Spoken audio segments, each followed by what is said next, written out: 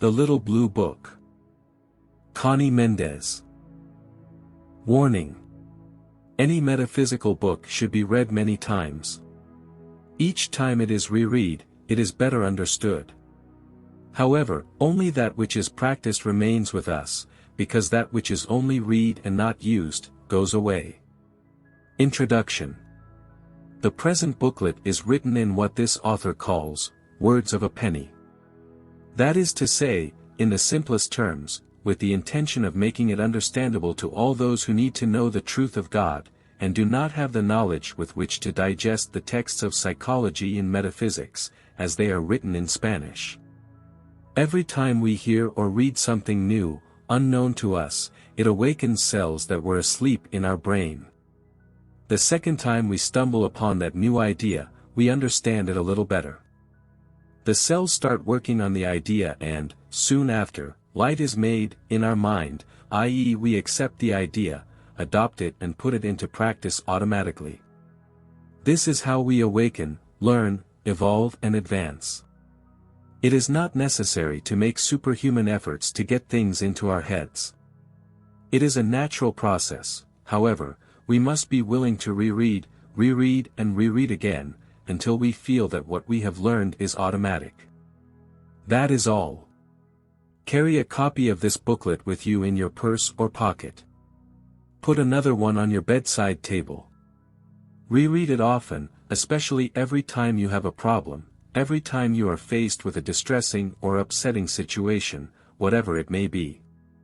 Something amazing will happen to you, and that is that the booklet will open, on the page you need to consult, and you will think, it seems that this has been written for me. Jesus Christ said, "In my Father's house there are many mansions." Metaphysics is one of these mansions, that is, the study of mental spiritual laws.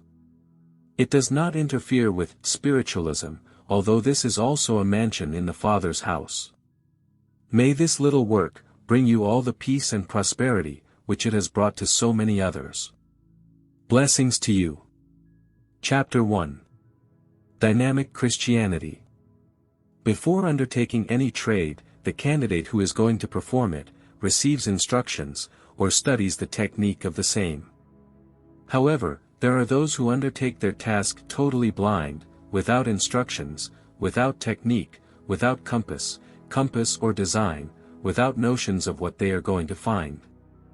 It is the human being, who sets out on the task of living. Without even knowing what life is, without knowing why some lives are spent in opulence and satisfaction, while others are spent in misery and suffering. Some begin with all the advantages that affection can devise, and yet they are pursued by a shortcut of calamities.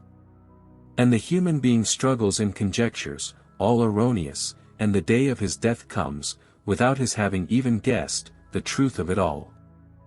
Learn the great truth: what you think is manifested, thoughts are things.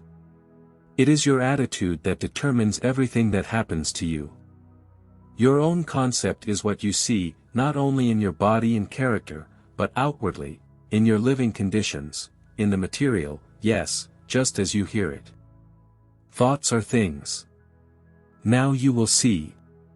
If you are in the habit of thinking that you are of a healthy constitution, whatever you do, you will always be healthy. But you change your way of thinking, you allow yourself to be instilled with the fear of disease, and you begin to get sick. You lose your health.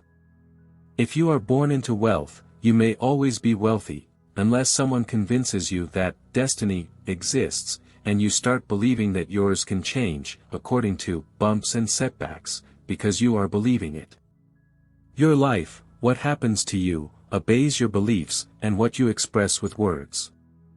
It is a law. A principle. Do you know what a principle is? It is an invariable law that never fails. This law is called the principle of mentalism.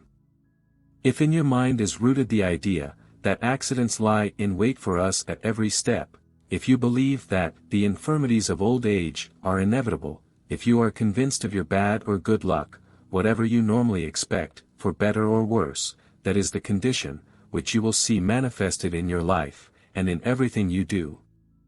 That is the reason for what happens to you. You are never conscious of the ideas that fill your mind.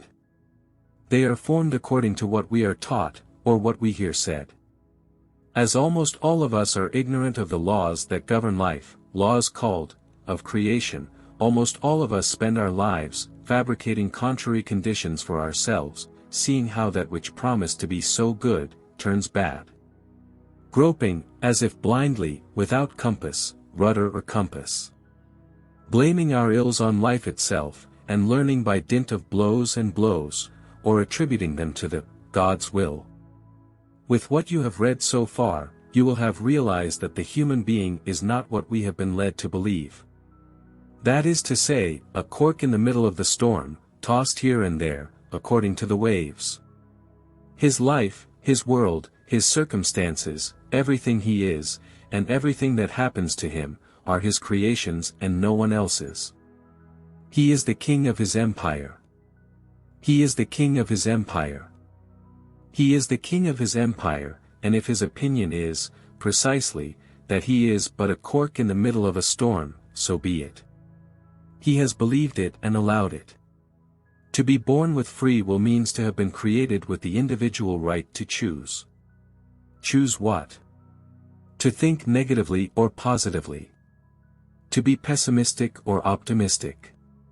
To think the ugly and the bad, what produces the ugly and the bad, or to think the good and the beautiful, and what produces the good and the beautiful, outwardly or inwardly. Metaphysics has always taught that what we think, often passes into the subconscious, and settles there, acting as a reflection. Modern psychology has finally discovered it.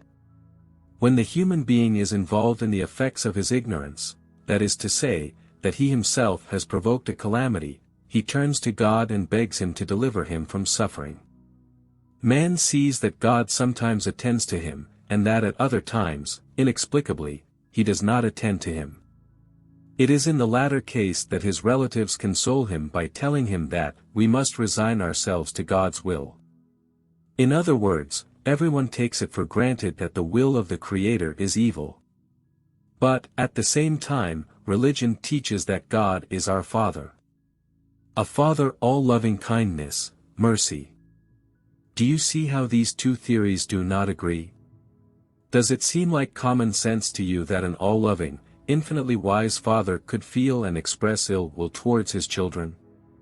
We, mortal fathers and mothers, could never attribute to any child the crimes we attribute to God. We would not be able to condemn to eternal fire, a creature of our blood, for a natural fault of his mortal condition. And do we consider that God is capable? That is to say, without our being clearly conscious of it, we are attributing to God a nature of a capricious and vengeful magnate, full of ill will, dependent on our least infraction, to inflict on us punishments out of all proportion. It is natural to think this way when we are born. We live ignoring the rules and basic laws of life. We have already said the reason for our calamities. We produce them with our thoughts. It is in this that we are made, in the image and likeness of the Creator. We are creators. Creators, each of us, of our own manifestation. Now then, why does it seem that God sometimes attends and sometimes does not? You will see. Prayer is the purest and highest thought that can be thought. It is polarizing the mind to the highest positive degree. These are vibrations of light which we throw out when we pray, that is, when we think of God. These vibrations should instantly transform all the surrounding dark conditions into perfect and beautiful ones, as when a lamp is brought into a room which is in darkness. Provided that the one who is praying thinks and believes that the God to whom he prays is a loving Father, who wishes to give all good to his child. In that case, God always attends. But how in general, mankind is in the habit of asking like this: "Oh, Papa God, get me out of this predicament. I know you will think it is not good for me, because you want to impose this test on me." In other words, he has already denied any possibility of receiving it. He has more faith in that God who taught us, capricious, vengeful, full of ill will, who only waits for us to commit the first infraction, to inflict on us punishments of satanic cruelty. For he who thus asks, receives only according to his own image of God. It is as simple as I tell you. Now never again forget, that God's will for you is good, health, peace, happiness, well-being, all the good that he has created. Never again forget that God is neither the judge, nor the policeman, nor the executioner, nor the tyrant that you have been led to believe. The truth is that he has created 7 laws. 7 principles that act in everything and always, and do not rest for a single minute. They are responsible for maintaining order and harmony throughout creation. No policemen are needed in the spirit. He who does not march with the law, punishes himself. What you think is manifested, so learn to think correctly, and with the law, so that all the good, that God wants for you, is manifested. St. Paul said, that God is closer to us, than our feet and our hands, and even closer than our breath. That's why we don't have to cry out to him to be heard. It is enough to think a little of him, so that what seems disordered, begins to recompose itself. He has created us, and he knows us better than we know ourselves. He knows why we act this way or that way, and he does not expect us to behave like saints, when we are just learning to walk in this spiritual life. I am going to beg you not to believe anything I am telling you, without first checking it out. It is your divine and sovereign right. Do not do what you have done up to now, accept everything you hear and everything you see, without giving yourself the opportunity to judge between what is right and what is wrong. Chapter 2. The Mechanics of Thought. All day and all night long, we are thinking an infinite number of different things. A kind of constant cinematic movie, albeit disjointed, is always running through our mind. Among so many different ideas, we stop to contemplate, examine or study, some more than others. Why? Because they have stimulated our feelings. They have produced in us a feeling of fear or antipathy, of sympathy or pity, a feeling of liking or disliking, it doesn't matter. The fact is that, because of that feeling, the idea interests us, we review it later, and perhaps we discuss it with someone. This is meditating, and what is meditated upon passes into the subconscious, and is recorded there. Once an idea is recorded in the subconscious, it becomes a reflex. You know that when the doctor taps you with some object, in a place around your knee, your leg jumps. You have been touched in a sensitive spot, and you have reacted, haven't you? In the same way, every time something happens in your life that refers to one of the ideas that are engraved in your subconscious, the reflex reacts in the exact way it was engraved. You adopt an attitude in accordance with the original feeling you felt when you first thought of that idea. Metaphysicians call this a concept, that is, a belief, a conviction. The subconscious is not discerning. It does not decide anything, it does not have an opinion or think for itself. It has no power of protest, it has no will of its own. These are not its functions. Its only function is to react by putting in order the reflex it has been given. It is, in this sense, a wonderful filing cabinet, secretary, automatic librarian, which neither rests nor ever fails. Nor does he have a sense of humor. It does not know when an order has been given in jest, or in earnest. So if your nose is a bit bulging, and if you, to make others laugh, adopt the joke of calling it, my stuffed potato nose. For example, as the subconscious is an exact servant, it has no sense of humor, and only knows how to obey unconditionally. Then it will try, by all means, to fulfill the order given to it by your words and your feeling, and you will see how your nose looks more and more like a stuffed potato.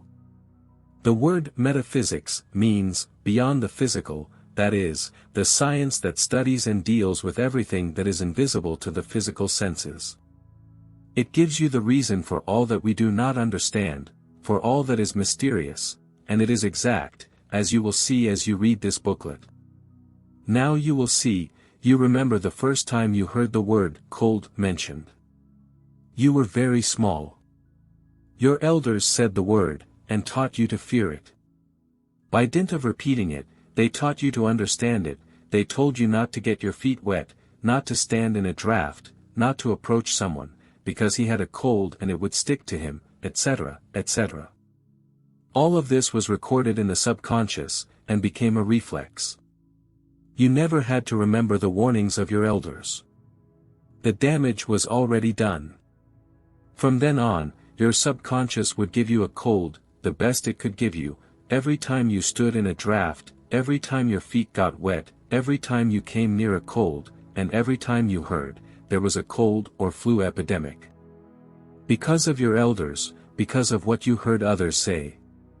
Because of what you have read in newspapers and advertisements, on radio and television, and above all, because you are ignorant of the metaphysical truth of life, you have accepted these erroneous ideas. These have become reflexes, which act without your premeditation, automatically, and which are the cause of all the ills, which afflict you in the picture of your life. You have a bulky load of strange ideas, which affect all departments of your life, your body, your soul and your mind. Keep in mind that if you had not accepted them, if by your right of free will to choose, accept and reject, you had not accepted the negative, there is no germ, virus or power in the world that could have attacked or convinced your subconscious to act in any other way than the one you gave it. Your will, negative or positive, is the magnet that attracts to you the germs, the adverse circumstances or the good ones. As we have already said, your attitude, negative or positive in the face of events, determines for you the effects. Chapter 3. The Infallible Formula. It turns out that every human mind contains an accumulation of opinions, convictions or misconceptions, contrary to truth, and in conflict with the basic principles of creation, which are perennially manifested in external conditions. All those calamities and sufferings, which afflict man and the world in general, diseases, accidents, ailments, quarrels, disharmonies, deficiencies, failures and even death. Happily, none of this conforms to the truth of being. Fortunately, there is a way to erase all these false beliefs, and replace them with correct ones, which will not only produce positive, good, happy, right conditions and circumstances. But once the error is corrected, and the truth is established in the subconscious, the negative things can never happen again in our lives. The order has been changed. The magnet has changed its pole.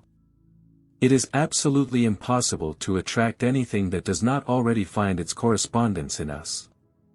The infallible formula is the following: every time something undesirable happens to you, that you get sick, that an accident happens to you, that you are robbed, that you are offended, that you are disturbed. If you are the cause of some evil to another or to yourself, if you are afflicted with a physical, moral, or character defect, if you dislike someone, if you detest him, or if you love too much and suffer for it. If you are tortured by jealousy, if you fall in love with someone who belongs to another, if you are the victim of injustice, or the victim of domination by another. The list is endless, so tell yourself what condition is affecting you.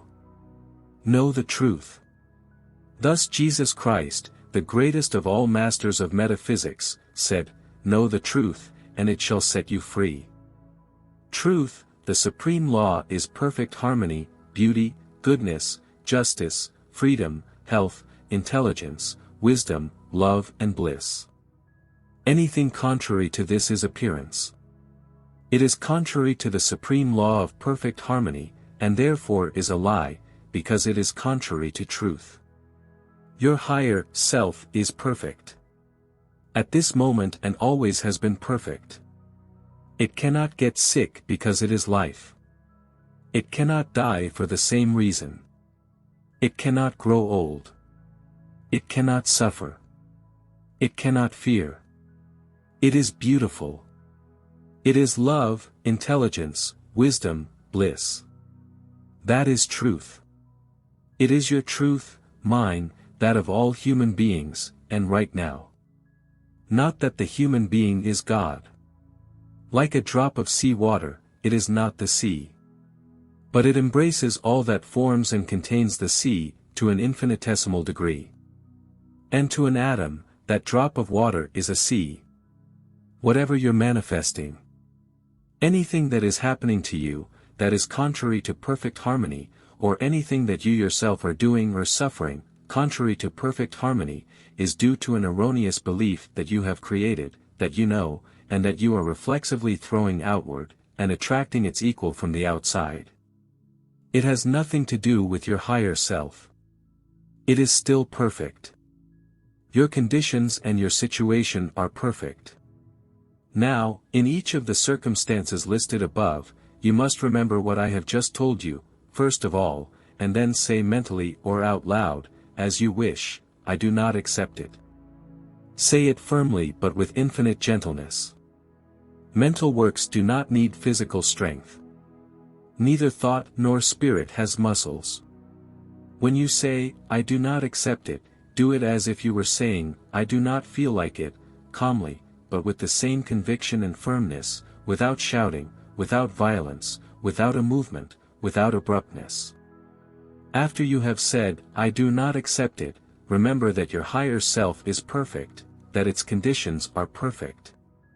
Now say, I declare that the truth of this problem is, harmony, love, intelligence, justice, abundance, life, health, etc., whatever is the opposite of the negative condition, which is manifesting at that moment. Thank you, Father, for you have heard me. You don't have to blindly believe what you read. You have to check it out for yourself. In metaphysical language, this is called a treatment. After any treatment, you have to maintain the attitude you have stated. You cannot allow doubt to enter about the efficacy of the treatment, nor can you re-express in words the concepts, opinions, and beliefs of before, because that destroys, nullifies the treatment. The purpose is to transform the mental pattern, which has been dominating in the subconscious, that is, the mental climate in which you have been living, with all your series of negative circumstances. St. Paul said, you are formed by the renewing of your mind. This renewal is done by changing every old belief as it comes before our life, or our conscience, in conscious disagreement with truth. There are convictions that are so deeply rooted that they are what in metaphysical language are called crystallizations. These require more work than others. But every denial and affirmation made with respect to these crystallizations erases the original design until it disappears completely, and nothing remains but truth. You will see miracles occurring in your life, in your environment, and in your conditions. You have no defects, but the appearance of defects. What you see as moral or physical defects are transitory, for as you know the truth of your true self, your Christ, your higher self, is a perfect child of God made in the likeness of the Father. The imperfections you are presenting to the world begin to fade away. It is a verifiable fact. Any student of Christian metaphysics can corroborate what I have just told you. This is the great truth. Never forget it, and start practicing it now. The more you practice it, the more you will realize it, the more you will advance, and the happier you will feel. Remember, you are unique, like your fingerprints. You were created by a unique design, for a special purpose, that no one else but you can fulfill. It has taken you 14,000 years to evolve to where you are today. God's expressions are infinite. You and I are only two of those infinite expressions. Your Christ is an intelligent being, who loves you deliriously, and has been waiting for centuries for you to recognize him. The time has come. Speak to him, ask him, and wait for his answers. He is the only guide and master for you. When you come to understand, accept and realize this truth, it will be the birth of Christ for you. This is what is prophesied for this age. He is the Messiah. It is not that Jesus is born again now. It is that everyone will find the Christ in their consciousness, and in their heart, just as it happened to Jesus. That is why he was called Jesus Christ. Chapter 4. The Decree. Every word uttered is a decree that manifests itself outwardly. The word is the spoken thought. Jesus said two things which have not been taken seriously. 1. By your words you will be condemned, and by your words you will be justified. This does not mean that others will judge us by what we say, although it is also true, as you have seen, that the Master taught metaphysics, only that the race was not yet mature enough to understand it. On several occasions he warned that he still had many other things to say, but they could not be understood. On other occasions he said that he who had ears to hear, let him hear. The second reference he made to the power of the word was, "It is not what goes into the mouth that defile a man, but what comes out of his mouth, for what comes out of the mouth comes out of the heart." It cannot be expressed more clearly. I propose that you pay attention to all that you decree in a single day. Let us remind you. Business is very bad. Things are very bad. Youth is lost. Traffic is impossible. Service is unbearable. You can't get service. Don't leave that roller because they steal it. Thieves steal on every corner. I'm afraid to go out. Careful, you're going to fall. Watch out, you're going to get killed. You'll get stepped on by a car. You're going to break that. What bad luck I have. I can't eat that, it hurts me. My bad memory, my allergy, my headache, my rheumatism, my bad digestion. That one is a bandit, that one is a wretch. He had to be, when he wasn't. Do not be surprised or complain, if by expressing it you see it happening. You have decreed it. You have given an order that must be carried out. Now remember and never forget, every word you utter is a decree. Positive or negative, if it is positive it manifests in good. If it is negative it manifests in evil. If it is against your neighbor, it is the same as if I decreed it against you. That is returned to you. If it is kind and understanding towards others, you will receive kindness and understanding from others towards you. And when something annoying, negative, unpleasant happens to you, do not say, "But I did not think or fear that this would happen to me." You must have the sincerity and humility to try to remember in what terms you expressed yourself about another person.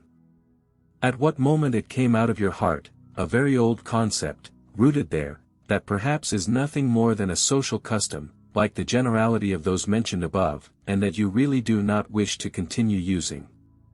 As the feeling that accompanies a thought, is what engraves it more firmly in the subconscious, the Master Jesus, who never used superfluous words, expressed it very well when he said, "What comes out of the mouth comes out of the heart," and this gives us an unmistakable key to what we can do. And this gives us the unequivocal key. The first feeling that teaches us is fear. It is taught to us first by our parents, and then by our religious teachers. When we feel fear, our heart races. We often say, "My heart almost jumped out of my mouth," to show the degree of fear we feel at a given moment. Fear is what is behind all the negative phrases I quoted earlier. St. Paul said, "We are transformed by the renewing of our mind." Every time you find yourself saying a negative phrase, you will know what kind of misconception you have ingrained in your subconscious, and you will know what kind of feeling it obeys. The fear or lovelessness, cross it out, erase it by denying it as a liar, and affirm the truth, if you do not want to continue manifesting it on the outside. After a short time of this practice, you will notice that your speech is different. Your thinking is different. You, and your whole life, will be transformed by the renewal of your mind. When you are in meetings with other people, you will become perfectly aware of the kind of concepts they have, and you will notice them in everything that happens to them. Whenever you hear negative conversations, do not affirm anything they express. Think, "I don't accept it for me or for them." You don't have to tell them. It is better not to divulge the truth that you are learning, not because you have to hide it, but because there is an occult maxim that says, when the disciple is ready, the master appears. By the law of attraction, everyone who is ready to go up a grade automatically approaches the one who can advance him, so don't try to be a catechist. Compel no one to receive lessons in the truth, for you may find that those whom you thought most willing, are the least sympathetic with it. This is what Jesus meant when he said, "Give not that which is holy unto the dogs, neither cast ye your pearls before swine, lest they trample them under their feet and turn and tear you in pieces." Chapter 5. Does faith move mountains? Why and how? Everyone knows the saying, and repeats it often. They repeat it like parrots, because they do not really know what it means, nor why, nor how it is that faith moves mountains. Few know that fear also moves mountains. Fear and faith are one and the same force. Fear is negative, and faith is positive. Fear is faith in evil. That is, the conviction that bad things will happen. Faith is the conviction that what will happen is good, or that it will end well. Fear and faith are two sides of the same coin. Take a good look. You never fear that something good will happen to you. Nor do you ever say, you have faith that bad things will happen to you. Faith is always associated with something we desire, and I don't think you desire evil for yourself. You fear it, don't you? Whatever you fear, you attract it and it happens to you. Now, when it happens to you, you usually say with a triumphant air, "Aha, I knew it. I felt it," and you run to tell and repeat it, as if you wanted to show off your powers of clairvoyance. And what actually happened is that you thought it in fear. Did you feel it? Of course you did. You felt it. You are saying it yourself.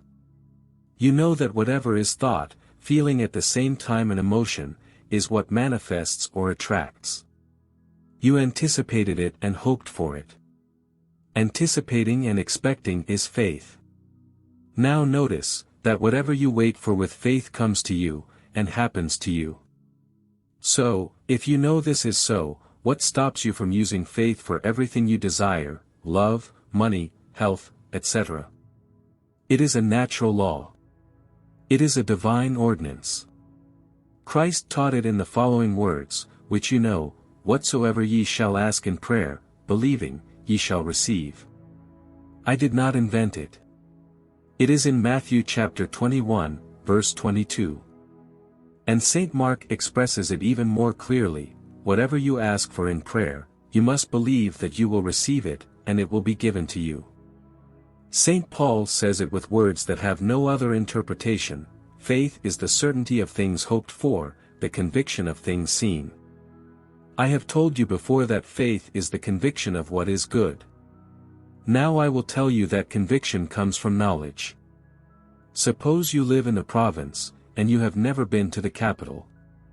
You want to go to the capital and you take the train, car, or plane.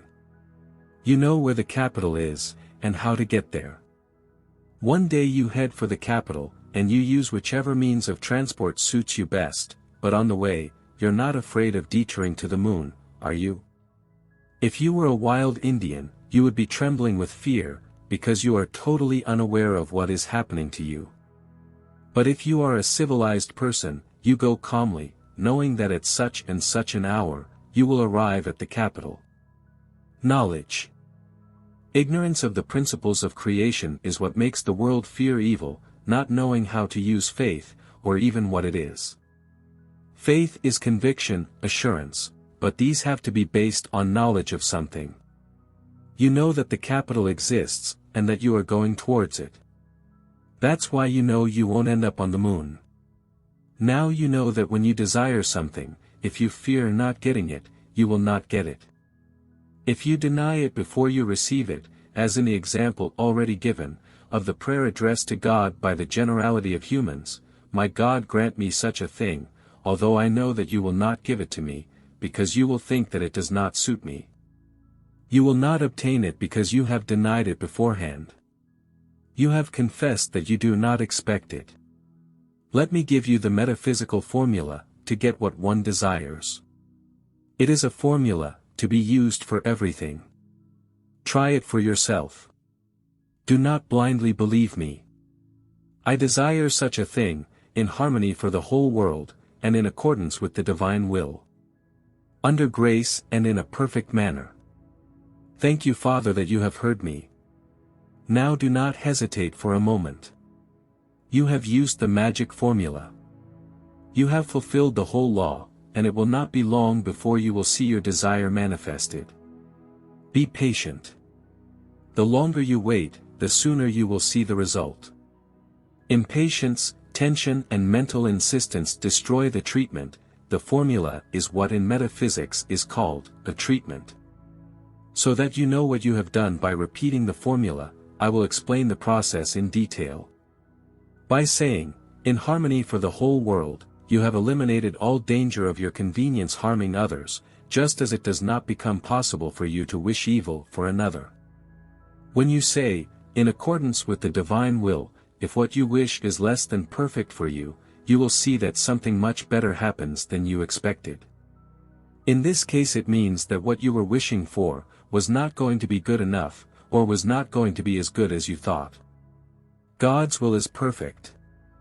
When it says, under grace and in a perfect way, it holds a wonderful secret.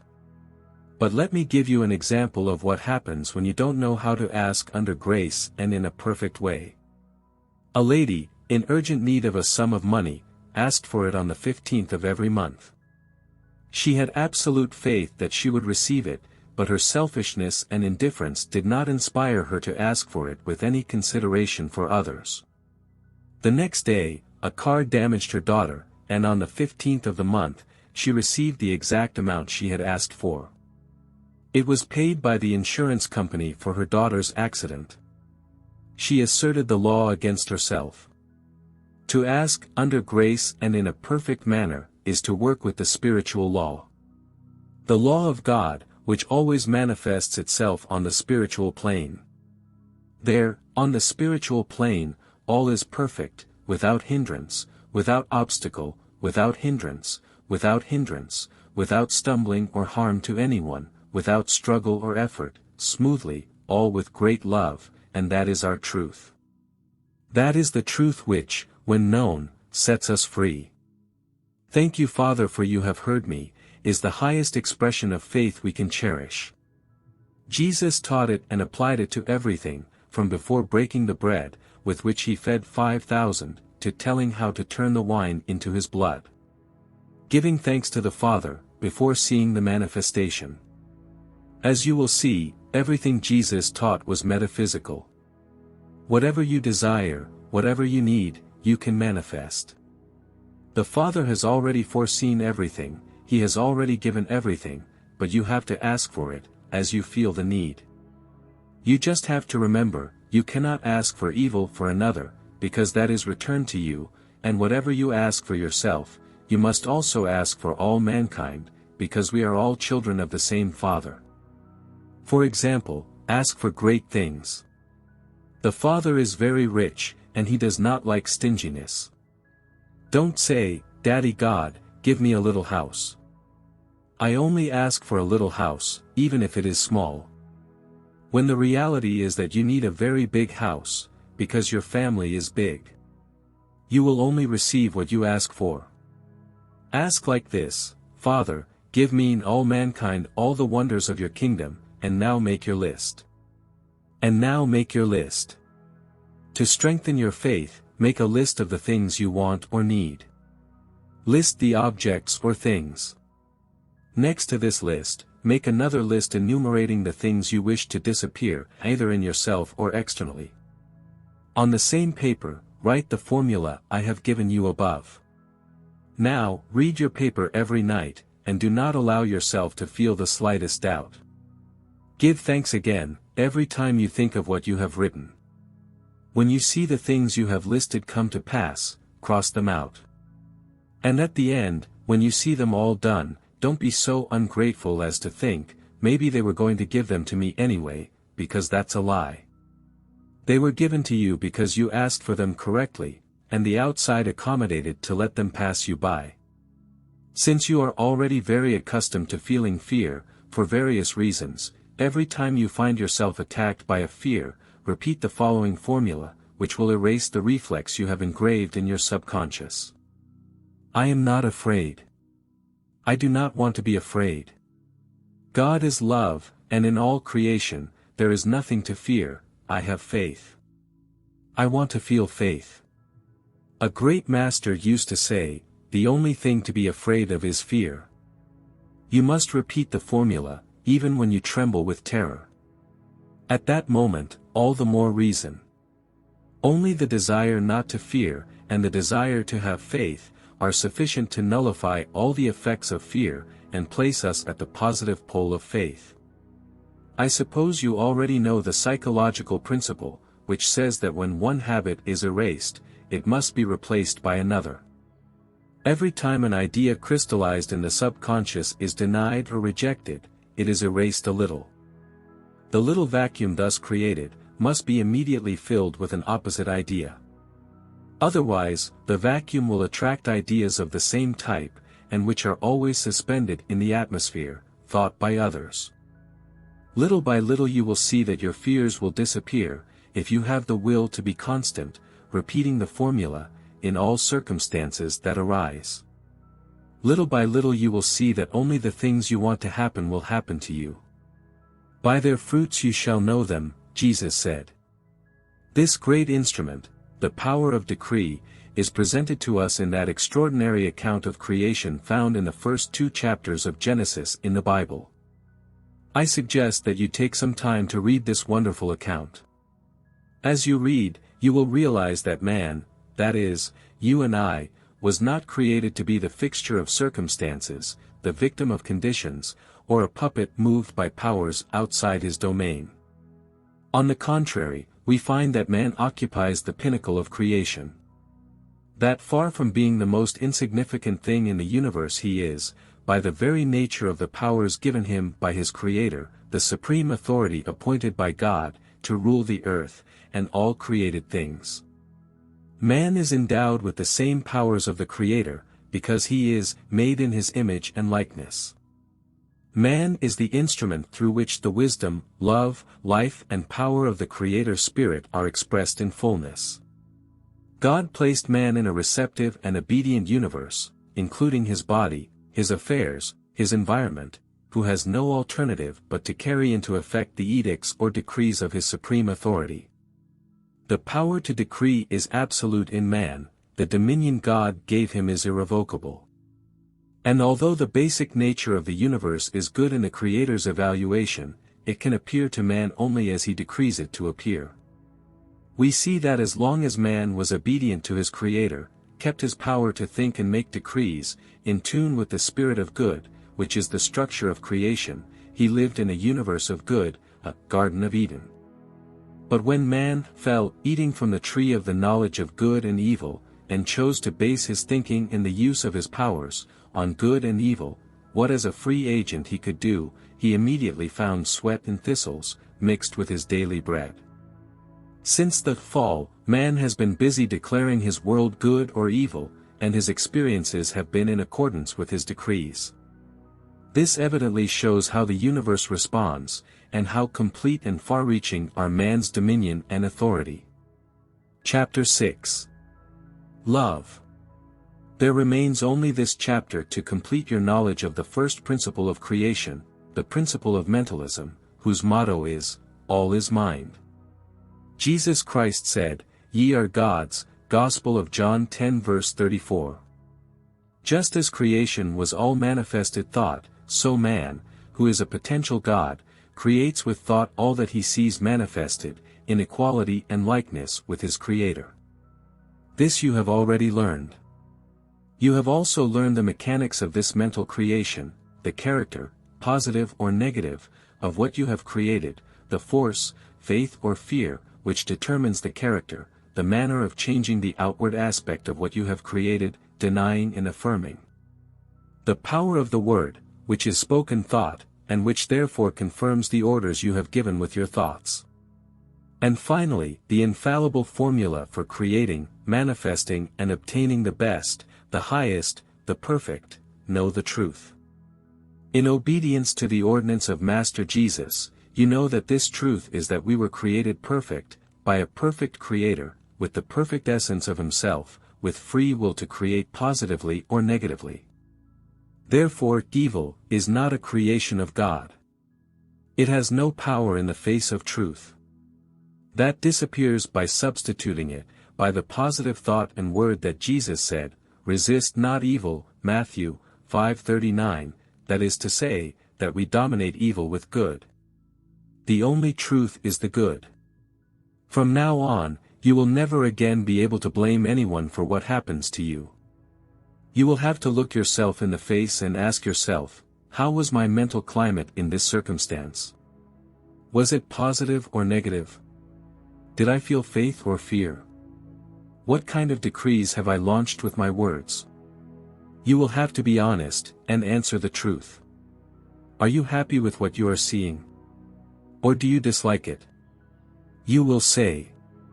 Now, in Christian metaphysics, we say that God has 7 aspects: love, truth, life, intelligence, soul, spirit, and principle. You see, all these aspects are invisible states. This means that everything is mental, so we cannot see or touch them. We feel and appreciate their effects.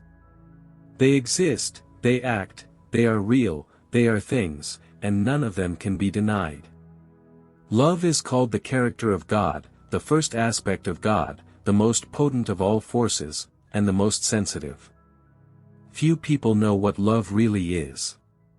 Most believe that it is what is felt towards parents, children, spouses, lovers, etc. Affection, attraction, antipathy and hatred are different degrees of the same thing, feeling. Love is very complex, and cannot be defined with a single word, but as in our planet, love is understood as feeling. And although this is nothing more than, so to speak, the outer edge of love, let us try to bring sensation as close as possible to love, in order to begin to understand it.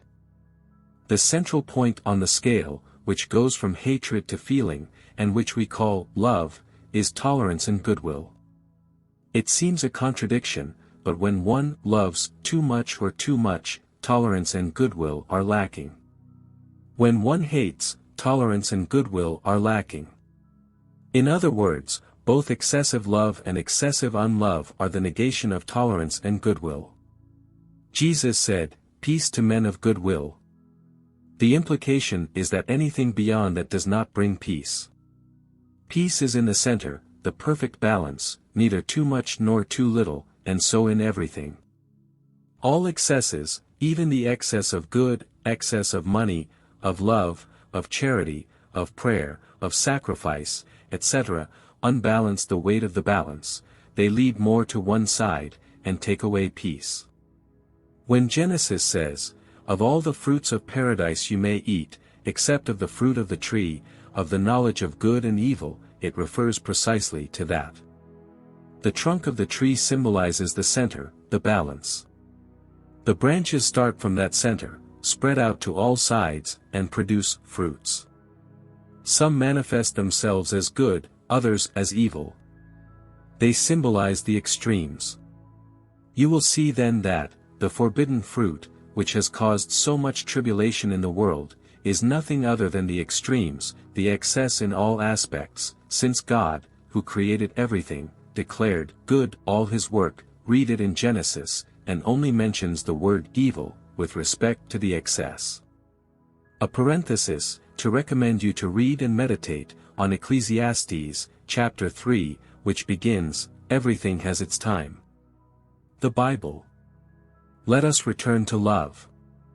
Those mothers who say they love their children, who do not allow them to leave the nest, nor to marry, nor to act independently of them, when they are already men and women of age, do not love.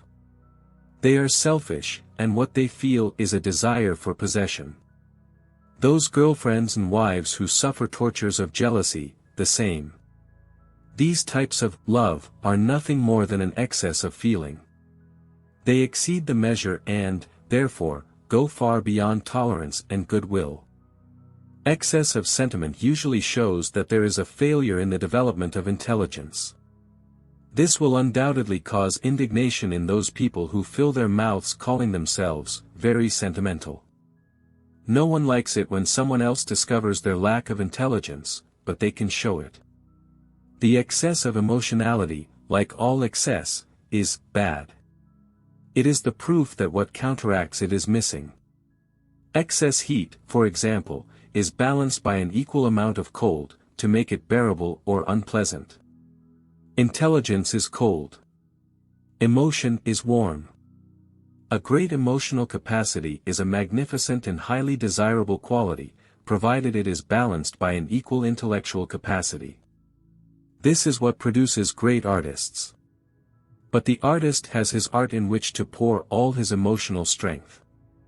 On the other hand, the exaggeratedly emotional person, with little intellectual development, pours all his passion into the human beings around him, tries to bind them, and make them do his bidding. The remedy against excessive emotionality is to think and reflect a lot, especially to meditate for a while, and daily, on intelligence. Starting by asking oneself, what does intelligence mean? Continuing by thinking that everything in the universe, plants, animals, etc. contains intelligence. And ending by affirming, I am intelligent, with the intelligence of God Himself, since I have been created from the very essence of the Creator. By intelligence, with intelligence, and from the intelligence of God. Within a few days of repeating this treatment, you will already notice a change in elasticity, as well as in mental penetration. And after only 1 week of exercise, one can appreciate the transformation, in the way of loving all others, a serenity and a peculiar generosity, which one would never have believed oneself capable of expressing. At the same time, one notices a total change in others, towards oneself. This is because we are individuals, or indivisible, and what affects one, affects all. The step that one climbs helps the whole race. We will now move on to deal with the number one enemy of all humanity, resentment and rancor, not to say hatred. There are hardly any human beings, who are exempt from resentment, not knowing that it embitters the whole life, influences badly all the manifestations, and is the cause of all the disappointments that we suffer. Even when we learn to deny and affirm, to know the truth, to watch and correct our thoughts and words.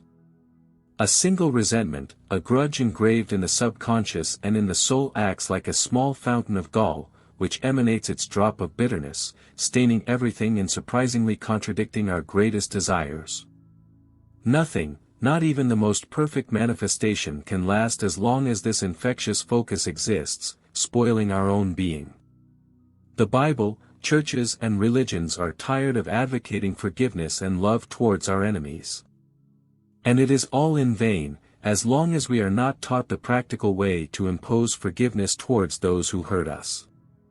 It is often said, I forgive but I cannot forget. This is a lie. As long as one remembers an injury, one has not forgiven it. We are going to give the infallible formula, with which to forgive and forget at the same time, for our own convenience, since this establishes us in the central point of balance, that of tolerance and goodwill, and this effort is love. St. John, the apostle of love, says, love is the fulfillment of the law. To fulfill the law of love is to fulfill all laws. It is to be with God, in God, it is to be happy, to feel satisfied and complete, in all our manifestations. My teacher used to say, the man who loves well, is the most powerful man in the world. And here is the recipe to love well. Every time you feel something unpleasant towards another person, or you find yourself resenting something that has been done to you, that you recognize that you have an open resentment, or desire for revenge, begin to deliberately remember. It's not about trying to forget what happened now, it's about remembering all the good things you know about that other person. Try to relive the pleasant moments, which you enjoyed in his company, in times past, before the moment when he hurt you. Insist on remembering the good things, their good qualities, the way you thought of them. If you manage to laugh at a joke he had told you, or at something funny you enjoyed together, the miracle is done. If a single treatment is not enough, repeat it as many times as necessary, to erase resentment or rancor. It is good that you do it up to 70 times. This is the fulfillment of the law given by Jesus, resist not evil. This is turning the other cheek. It is loving our enemies, blessing those who curse us, doing good to those who hate us, and praying for those who insult and persecute us, all without exposing ourselves to being trampled underfoot.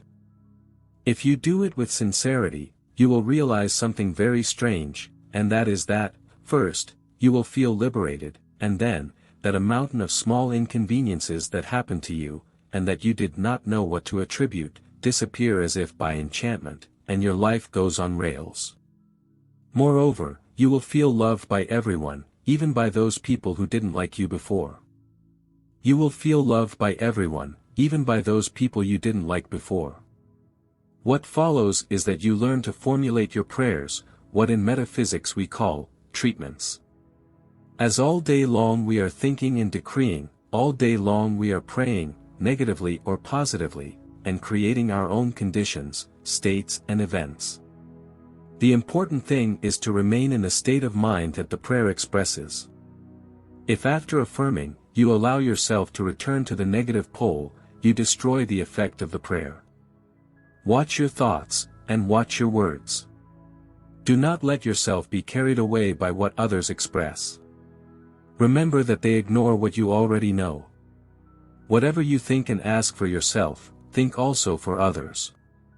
We are all one in spirit, and that is the most effective way to give. Better than bread and alms, for bread and alms last but for a few moments, while truth remains with the other forever. Sooner or later your spiritual gift will enter your conscious mind, and you will have done a saving work in a brother. The principle of rhythm, which is the law of the pendulum, the boomerang, returns to you the good you do, as well as the evil you do. It has been said that, one with God is the majority, so that a single person, who raises his consciousness to the spiritual plane, and recognizes truth, in the manner expressed above, is able to save an organization from ruin, to save a community, a city or a nation, from any crisis. For it acts on the spiritual plane, which is truth, and truth dominates all the lower planes. Know the truth and it shall set you free. In the face of sickness of self or other, I do not accept this appearance, neither for myself nor for anyone else. I am life, in you, in me, in all the world. Thank you, Father, because you have listened to me. Repeat this affirmation every time that comes to your mind, that case that forced you to express it. In every case of fear, I do not accept fear. God is love. I am his child, I am love. I am made of love, and by love. Thank you, Father, that you have heard me. In every case of sadness of self or others, I do not accept it. I am joy. I am bliss. Begin to list all the good things you have. Thank you, Father. For any manifestation of scarcity, I do not accept this appearance. My world contains all, and I am the abundance of all. Thank you, Father, that today everything is covered, in the face of all that is contrary, to world or individual peace. I do not accept this appearance of conflict. I am peace, harmony, and order. We are all one. Forgive them, Father, who know not what they do. I forgive all, and I forgive myself. Thank you, Father, that you have heard me, and always hear me. Metaphysics of the 10 Commandments, we insert here only 2, the 5th and the 6th. Among the laws called, of God, which you will study when you feel like learning them, there is one called the law of correspondence. It has nothing to do with letters or mail. Correspondence means, in this case, that which corresponds to something else, that is, equal to, as well as, that which is equal to. Do I understand? This law mandates that the conditions of each plane, or of each state of consciousness, are to be found repeated on all planes, everywhere. For example, we always want to know what the characteristics of the beyond are like, let's say. That beyond always refers to the plane above the earth, or to the plane below the earth. The motto of this law is, as above is below, and as below is above. That is to say, just as on earth we have governments, schools, teachers, problems and the way to solve them, there are hands, feet, ears, eyes, there are sounds, time, space, there are flowers and fruits. In short, you know what is meant. In each plane. On every plane there is what corresponds to all that, even if those other planes are invisible, to our earthly eyes. The only difference is, that as you ascend in the planes, the same conditions become less dense, more spacious, let's say more pure, more beautiful, more interesting, but more complicated. Because on each higher plane, there is one dimension more than on the previous one. This does not mean that it is difficult for us to live in a new plane after leaving the old one. No. For the simple reason, that it is not more difficult for a child to walk, only after he has learned, that nothing bad will happen to him when he lets go. Let us come to the point. The fifth commandment on earth says, "Thou shalt not kill." This teaches us that we must not kill. You should not. But why is it wrong? No one really tells you. You simply must not kill. Let's go to the plane of the beyond. There the same law exists, only it says, "Thou shalt not kill," no matter how hard you try. Not only will you not succeed, but since the instrument finds nothing to kill, it goes back where it came from. You threw it. It hurts you, or hits you. That neither pleases you nor suits you, and you will not try again. You have already learned not to kill. Now, for the moment let us study the sixth commandment, "Thou shalt not steal." It follows the same principle. On earth we are taught not to steal. It is wrong. It is not clear enough either. And on the plane of the beyond? The commandment says, "Thou shalt not steal what does not belong to you." Don't even try, you can't. You can procure an equal object, but never the same one. It will not stay with you, and will return to its rightful owner. On earth these commandments seemed like prohibitions. On the next plane, they are revealed to you as conditions, laws and principles, which cannot be broken. No one may kill you or steal from you. You may not kill anything or anyone, you may not appropriate what belongs to others, nor may anyone appropriate what belongs to you. But that is not the only happiness. Take a good look. When on earth you are already incapable of killing or stealing, you are ready to learn the conditions of the other plane, which is called, of consciousness. That is to say, when you learn the first lesson, you go on to learn the second, right? That's true. But the great happiness is that when you learn the second lesson, it is not necessary that you have died, nor that you are in the other plane beyond. No. You are alive and kicking, here on earth. You apply the second lesson, and you are amazed to see that this law works the same for you here on earth as it does, in heaven. That is, when you know that the truth is, that no one can kill and no one can steal, then no one will kill you, and no one can steal from you. No one can take your car from your door, even if you leave the switch stuck. No one can rip your purse off your arm, or break into your house at night, or overcharge you. Nothing that is not honest can happen to you. What is yours, is yours and no one else's. We are going to explain why this is so, in the following paragraphs. Why can't you kill? Because life is just that, life. It is not death. Life cannot die, for that would be a contradiction in terms. Life is eternally life, and can never be death. So, you say, what happens to me? I never die since I am alive. Exactly. You are in eternity, and no one can take your life away from you. Your life is God. Your life is God. Who takes away God's life? That's why you can't kill anyone either, and he continues to live, more alive than ever on the other plane, just like you. But now you know that what you do on earth is also returned to you. Why? Because of the law of correspondence. Because everything in one plane has its correspondence in the others. In all the others. This law says, do not do to others what you do not want others to do to you. You know the reason. If you have not yet learned to obey this law, start observing how everything you do to others, in evil or in good, is returned to you. Now, why can't you steal? What makes this law work? First, you will know that you have reached a dead end, if you have not yet resolved to accept the law of reincarnation. Ah, gee, you say, what have we here? One of our metaphysical mottos is, what you cannot accept, let it pass, but read on. If you don't like the idea, don't reincarnate, but you won't advance either. You will remain stagnant, for the same reason, that whoever does not want to accept that the sun will rise tomorrow, will have to go into a closet every morning, and remain locked up there, during all the hours of sunshine, every day. The law of evolution is an eternal experimentation and overcoming, as we have already seen above, in the child who learns to walk, and who does not have to be afraid, because he only learns to let himself go.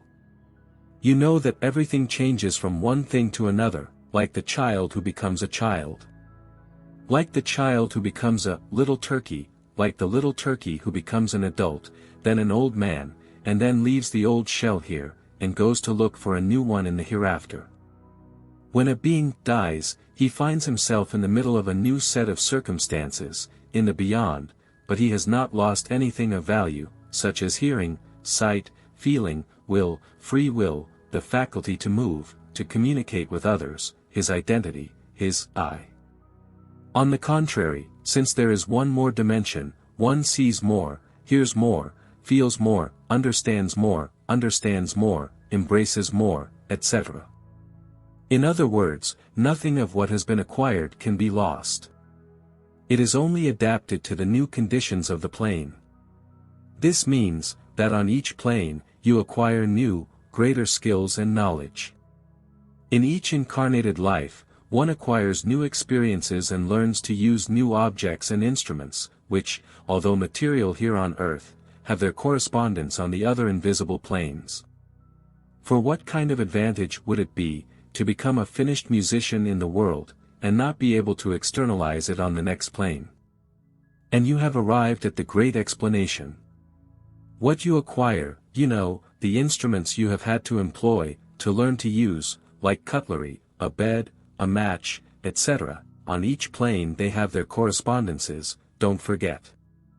And these, being already yours, by right of conscience, as we say in metaphysics, appear automatically in your life or lives, one after the other, because you cannot be born in a family that does not have the means to provide you with what belongs to you by right of conscience. Many times it happens that a child comes into the world in a family lacking what belongs to him by right, and it turns out that soon the family acquires it, as if it were a great coincidence. That is why you cannot steal what is yours, nor can you take possession of what you have not earned or surpassed in a previous life. That is why the great happiness is that, knowing this law and these conditions, the law works on this earthly plane, and on all planes. Therefore, you can be sure that no one can cause you losses or take anything from you, not even your husband or your wife, as long as you have not done it to someone else, and then, why be afraid? And if you have already learned it in this life, it is that you have it by right of conscience. So the way to live happily is to learn the metaphysics of the 10 Commandments. With this small gift that we offer you, you will have put your foot on the first step of happiness. I will never tire of recommending that you constantly read this booklet. Do not throw it in the drawer, and keep it in your pocket, or in your wallet. Reread it, if you can, every day. Try to practice it, remember its instructions, and when you feel that the time has come to acquire more instruction, attend our lectures, and get the following books. It will cost you nothing. You will only pay for the books you wish to acquire, as they must be sold in order to reproduce them. Receive all our love. May the light of your beloved presence of the I Am envelop you, fill you, illuminate you, guide you and accompany you.